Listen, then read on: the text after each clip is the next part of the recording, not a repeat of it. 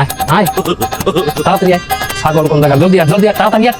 আরে অদ্ভুত ভাই, কোন দেশে যাচ্ছেন? সৌদি আরব। কেন? সৌদি আরব? কিন্তু এই যে আপনার সাথে এরা কারা? ওরা আমার ব্যাগটা টানে আর কি। আপনি তো বিরাট সফল ব্যক্তি নিয়ে গেছেন, ব্যাগ টানার জন্য 2টা মানুষ নিয়ে যাইতেছেন বিদেশে। এই প্লেন ভাড়াটা আপনার নষ্ট হবে না? না কোনো লস নাই, আমি বিক্রি করে টাকা উড়ে গেলাম। বিক্রি মানে আপনি কি সৌদি আরবে ব্যবসা করতে গিয়েছেন? তো কি ব্যবসা? আপনার পণ্য কোথায়? অন্য ওরা দুইজন, ওরা দুজন মানে?